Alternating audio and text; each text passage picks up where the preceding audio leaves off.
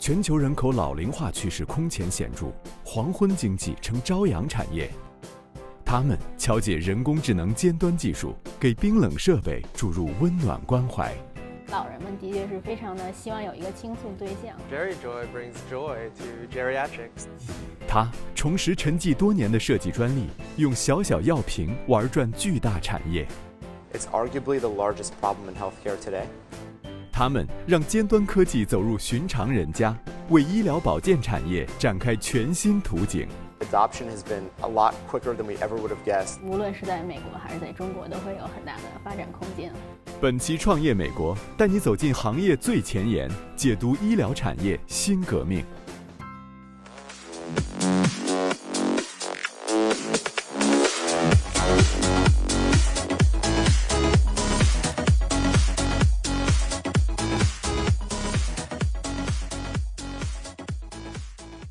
欢迎收看《创业美国》，我是一佳，带你了解美国前沿创业者成功背后的故事。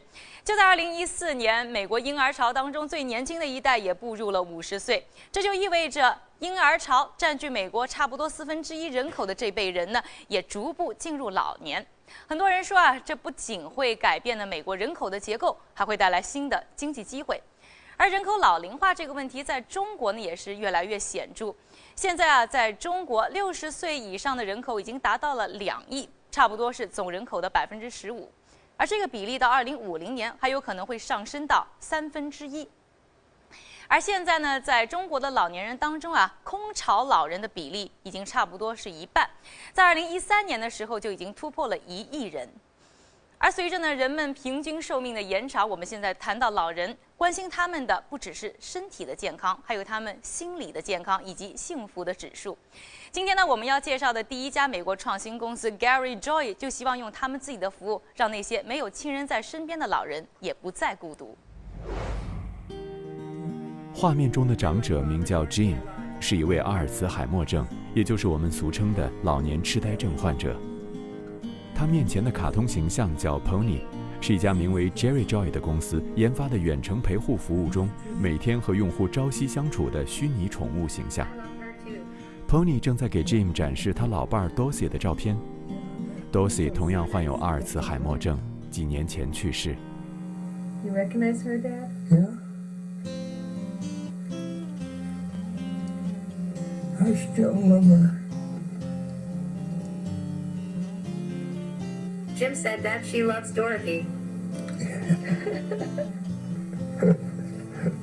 Oh, why are you crying, Arnie? It just was so touching to hear Dad say he still loves her.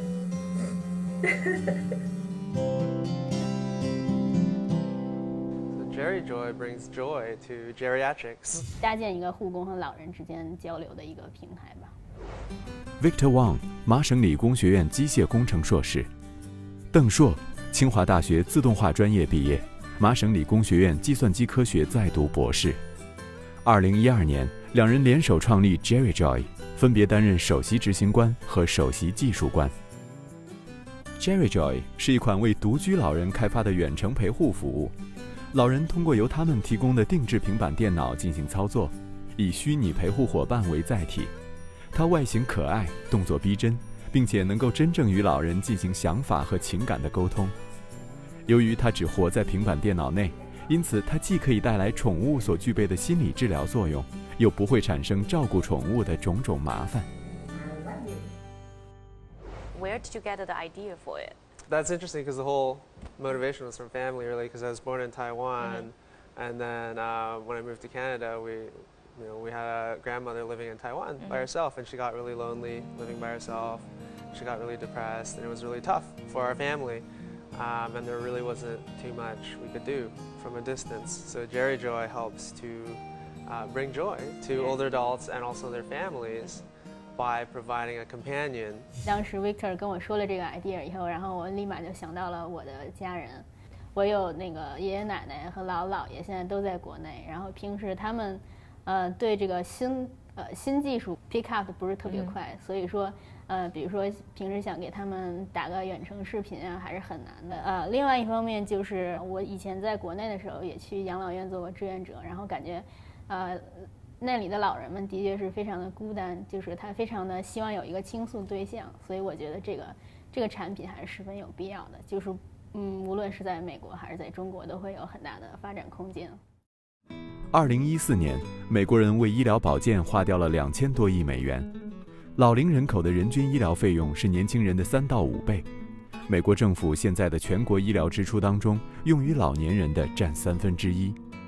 数据显示，2009年至2013年，美国婴儿纸尿裤销售额下降了8%，而失禁成年人产品销售额却增长了20%。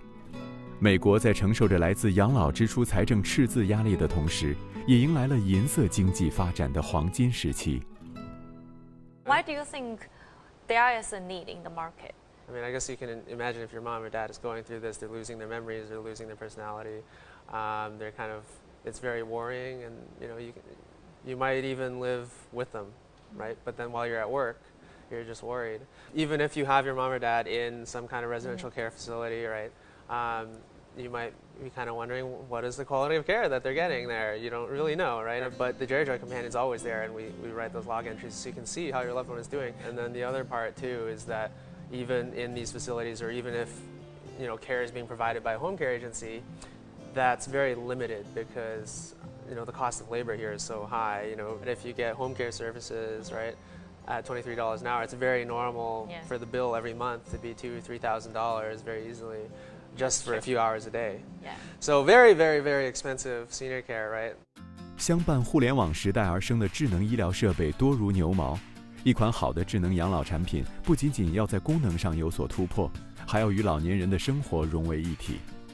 市面上的相当一部分产品在交互界面的设计上缺乏对老年患者这个特殊群体生理和心理特点的体察，导致用户体验并不理想。如何让老年人成为尖端技术的拥护者，也是 Jerry Joy 不能回避的课题。你刚才说到了很多的老人啊，他们在了解一些新科技的时候，相对比我们年轻人是要慢一拍的。那你觉得这么一个新的产品，通过像这个 tablet 平板啊等，还算是一个这个技术上应该说还是个新的东西。那你觉得这个老人在使用时候，如何能够去使用它？有没有一些技术上的障碍呢？对他们来说？这个是我们在设计这个产品的时候就特别考虑到了这些问题，因为我们是通过我们亲身的经历来了解到老人使用新技术有多难，所以说我们极度简化了前端这个老人和这个产品在交互的时候所需要的技术的这个知识。其实我们这个产品现在老人跟它交互只需要简单的通过触摸和说话就可以了。There's nothing really to figure out. I mean, you can see like there's no buttons or anything really. It's just there's the avatar of the companion, and you can pet them, and you can talk with them. 那为什么 Gary Joy 平台上的可爱宠物可以如此智能的和用户进行沟通呢？在采访 Victor 和硕的时候，他们告诉我，他们在菲律宾雇佣了一群客服的人员，对于他们进行了非常专业的培训。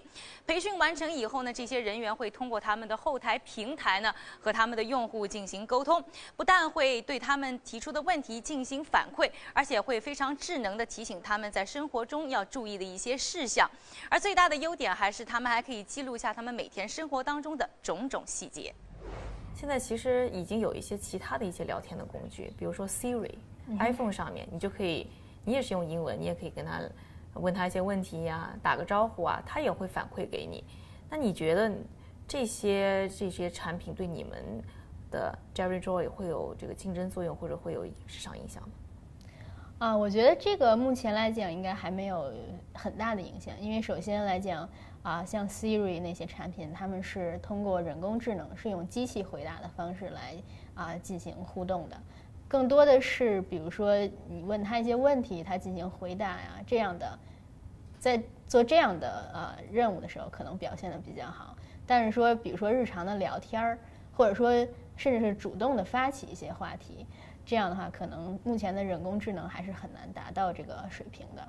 It's going to be a long time before we have, what they call strong AI or artificial intelligence that is capable of having a conversation the way that we're doing right now. Like you wouldn't just put Siri here and do an interview with Siri. Like, it'd be entertaining. Wish, yeah. It'd be entertaining for a couple seconds. Yeah. But then, and in particular, when you match up artificial intelligence in a situation where it's very unstructured, very unpredictable. For example, you're talking with somebody with Alzheimer's, and they don't necessarily they're not necessarily always aware of what's going on or what the stream of the conversation's going towards. That's kind of like a recipe for disaster. You have like an AI that doesn't really know what's going on. 目前 Jerry Joy 还只有英文版本，而作为世界人口第一大国，中国老龄化趋势带来的空巢老人问题越来越严重，因而中国也是 Victor 和 Shaw 考虑的重要潜在市场。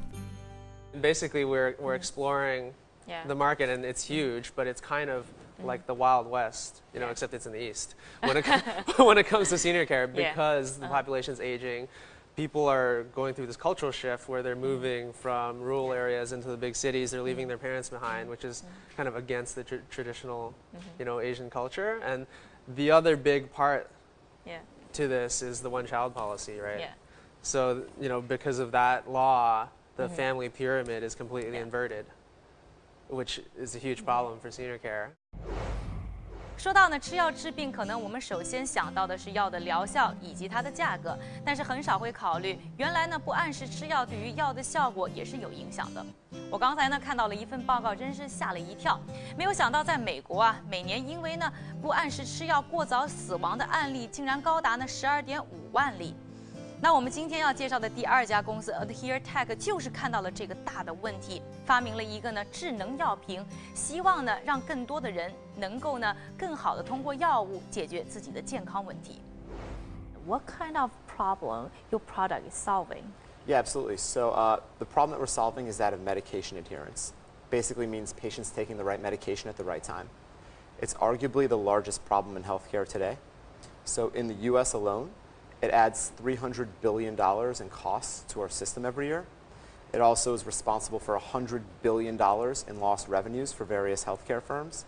Worst of all, it's responsible for 125,000 premature deaths every year, all because patients don't take their meds.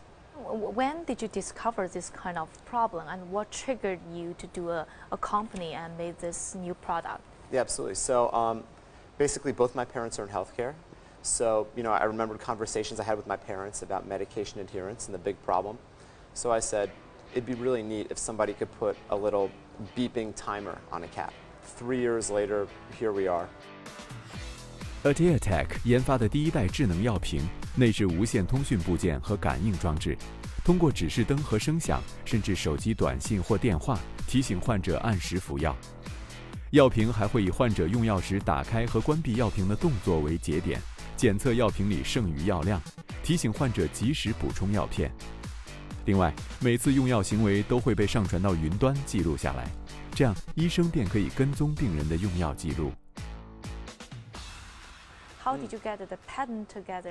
Yeah, absolutely. So, first thing I did was I went online and I saw what other products were out there, and even more so, saw what patents were already issued.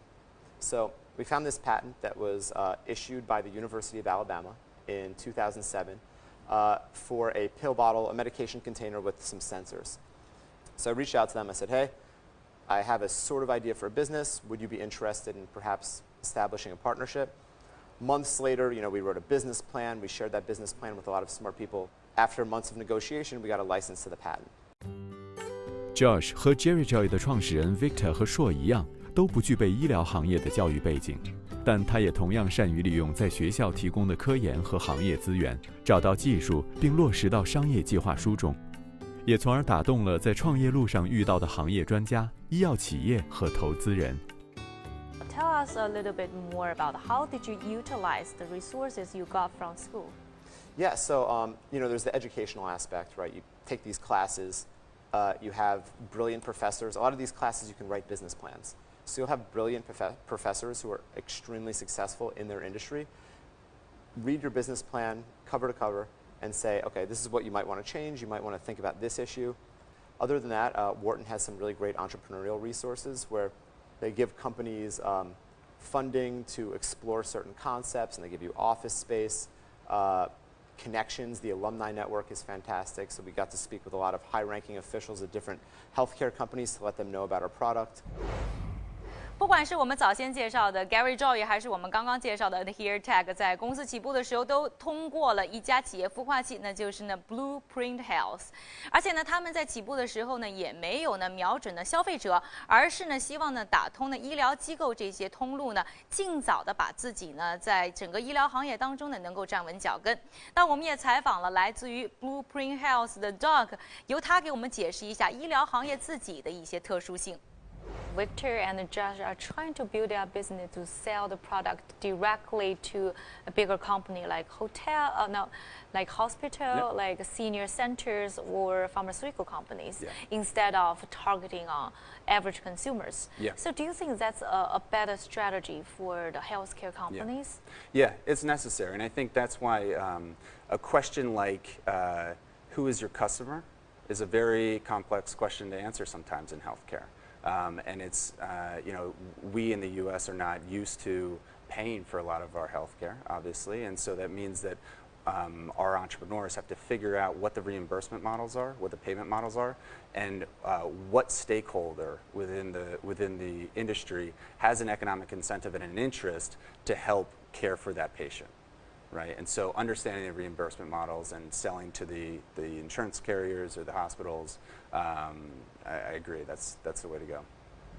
当时我们就是通过走访波士顿附近的一些养老院，然后向他们展示我们这个产品。然后因为我们这个产品首先设计的就是这个小动物形象是一个非常可爱的形象，而且这个想法也比较符合，就是说养老院或者是其他老年护理机构，他们跟他们的那个想法也比较契合，所以说他们就比较愿意来帮我们做这个最初的测试。What kind of event triggered you to chase bigger pharmaceutical company instead of consumer directly? For example, your competitor, GrowCap, they are selling directly to consumers. Why didn't you pick that strategy? Yeah, I think they've sort of moved away from that model recently. I think a sort of a general idea that a lot of companies have in healthcare is that patients don't really pay for their healthcare that much. So when you look at the value chain, you say, who really benefits when this patient's better? Obviously the patient, they have the most to benefit, but they typically don't pay. So you go to these different companies, you say this company benefits by increasing revenues, this one saves money, and you target them. So that's the approach we took, and it's been great. Adoption has been, a lot quicker than we ever would have guessed, and it's a real need in the marketplace. 不管是 Gary Joy 还是 Here Tech， 他们都是着眼在一个大问题，但是从一个小细节入手，希望呢在行业当中发光发热，也希望未来在健保行业我们能看到更多的这样的创新企业。感谢各位的收看，我是一加，下期创业美国为你带来更多美国前沿创业者成功背后的故事。是什么让维密拥有了冰雪奇缘？是什么帮助创客实现想象？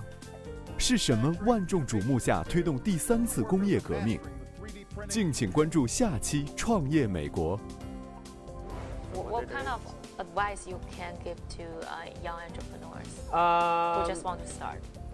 Just do it. Just start. Yeah. Never gonna happen if you Very don't start. simple. Yeah. And then when you start, you have to start publicly, right? You have to. You don't just like, okay, I'm gonna start working on this like in my basement.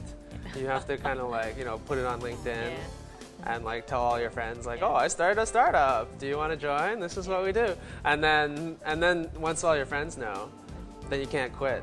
So you have to force yourself. Yeah, I guess that's what you did.